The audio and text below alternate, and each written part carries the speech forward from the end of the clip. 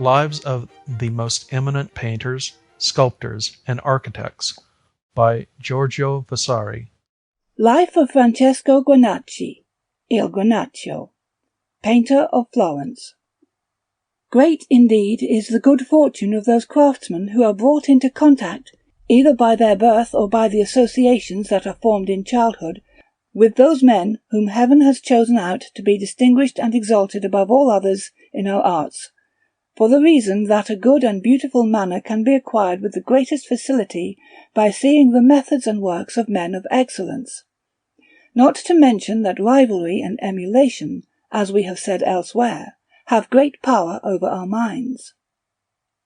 Francesco Granacci, of whom we have already spoken, was one of those who were placed by the magnificent Lorenzo de Medici to learn in his garden, whence it happened that, recognizing, boy as he was, the great genius of Michelangelo, and what extraordinary fruits he was likely to produce when full grown, he could never tear himself away from his side, and even strove with incredible attention and humility to be always following that great brain, insomuch that Michelangelo was constrained to love him more than all his other friends, and to confide so much in him, that there was no one with whom he was more willing to confer touching his works, or to share all that he knew of art at that time, than with Granacci. Then, after they had been companions together in the workshop of Domenico Ghirlandaio, it came to pass that Granacci, because he was held to be the best of Ghirlandaio's young men, the strongest draftsman, and the one who had most grace in painting in distemper, assisted David and Benedetto Ghirlandaio, the brothers of Domenico, to finish the altarpiece of the high altar in Santa Maria Novella, which had been left unfinished at the death of the same Domenico. By this work Granacci gained much experience, and afterwards he executed in the same manner as that altarpiece many pictures that are in the houses of citizens, and others which were sent abroad.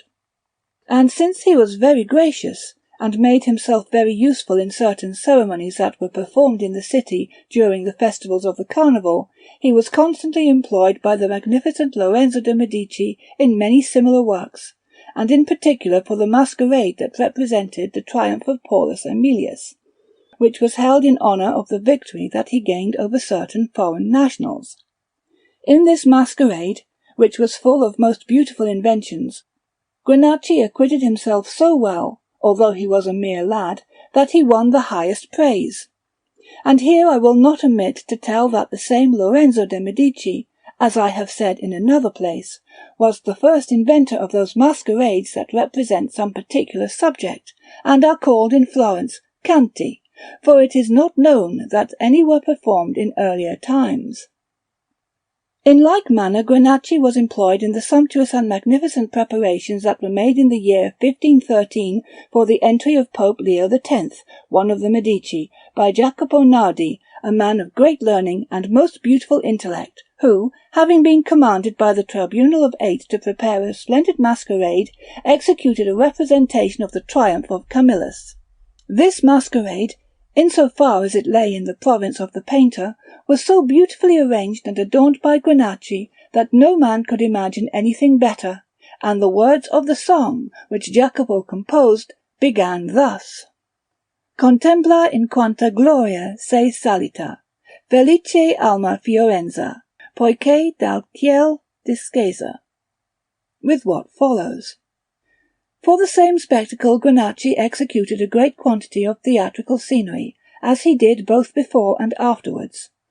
And while working with Ghirlandaio, he painted standards for ships, and also banners and devices for certain Knights of the Golden Spur, for their public entry into Florence, all at the expense of the captains of the Guelph party, as was the custom at that time, and as has been done in our own day not long since.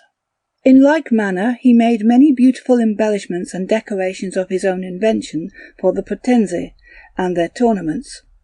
These festivals were of a kind which is peculiar to the Florentines, and very pleasing, and in them were seen men standing almost upright on horseback, with very short stirrups, and breaking a lance with the same facility as do the warriors firmly seated on their saddles. And all this was done for the above-mentioned visit of Leo to Florence. Granacci also made, besides other things, a most beautiful triumphal arch opposite to the door of the Badia, covered with scenes in chiaroscuro and very loving things of fancy. This arch was much extolled, and particularly for the invention of the architecture, and because he had made an imitation of that same door of the Badia for the entrance of the Via del Palagio, executed in perspective with the steps and every other thing, so that the painted and supposititious door was in no way different from the real and true one.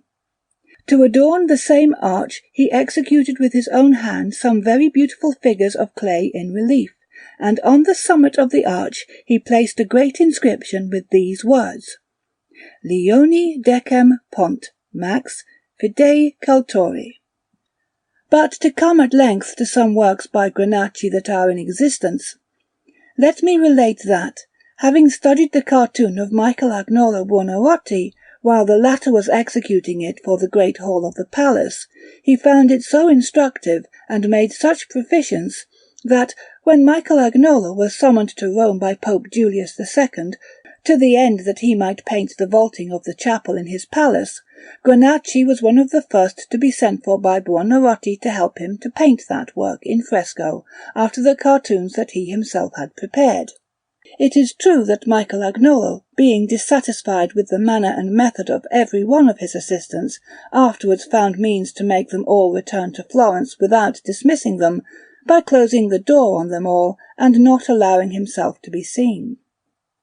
In Florence, Granacci painted for Pier Francesco Borgherini a scene in oils on the headboard of a couch which stood in an apartment wherein Jacopo da Pontormo, Andrea del Sarto, and Francesco Ubertini had painted many stories from the life of Joseph, in Pier Francesco's house in Borgo Sant'Apostolo, and in this scene were little figures representing a story of the same Joseph, executed with extraordinary finish and with great charm and beauty of colouring, and a building in perspective, wherein he depicted Joseph ministering to Pharaoh, which could not be more beautiful in any part.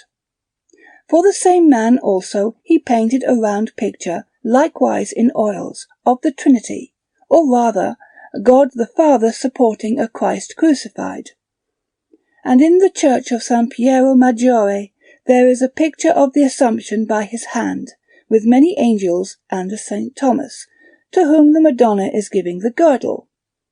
The figure of St. Thomas is very graceful, turning to one side in a beautiful attitude worthy of the hand of Michelangelo, and such, also, is that of Our Lady. The drawing for these two figures by the hand of Granacci is in our book, together with others likewise by him. On either side of this picture are figures of St. Paul, St. Lawrence, St. James, and St. John, which are all so beautiful that the work is held to be the best that Francesco ever painted.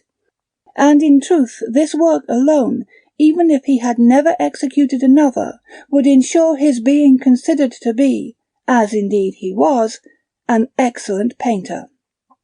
For the church of San Gallo, without the gate of the same name, and formerly a seat of the Eremite friars of St. Augustine, he painted an altarpiece with the Madonna and two children, St. Zanobi, Bishop of Florence, and St. Francis. This altarpiece, which was in the chapel of the Girolami, to which family that St. Zanobi belonged, is now in San Jacopo tra Fossi at Florence. Michelangelo Buonarroti, having a niece who was a nun in Santa Apollonia at Florence, had therefore executed an ornament for the high altar of that church, and a design for the altarpiece. And Granacci painted there some scenes in oils with figures large and small, which gave much satisfaction to the nuns at that time, and also to the other painters. For the same place he painted another altarpiece, which stood lower down, but this was burned one night, together with some draperies of great value, through some lights being inadvertently left on the altar, which was certainly a great loss, seeing that the work was much extolled by craftsmen. And for the nuns of Santo Giorgio in Sulla Costa he executed the altarpiece of their high altar, painting in it the Madonna, St. Catherine, San Giovanni Gualberto, San Bernardo Uberti the Cardinal, and Santo Fedele. Granacci also executed many pictures, both square and round, which are dispersed among the houses of gentlemen in the city, and he made many cartoons for glass windows, which were afterwards put into execution by the Frati Ingressuati of Florence. He delighted much in painting on cloth, either alone or in company with others, wherefore, in addition to the works mentioned above, he painted many church banners. And since he practised art more to pass the time than from necessity, he worked at his ease, always consulting his own convenience, and avoiding discomforts as much as he was able, more than any other man. And yet, without being covetous of the goods of others, he always preserved his own. Allowing but few cares to oppress him, he was a merry fellow, and took his pleasures with a glad heart. He lived 67 years, at the end of which he finished the course of his life after an ordinary malady, a kind of fever, and he was buried in the church of Sant'Ambrogio at Florence, on the day of St. Andrew the Apostle, in 1544.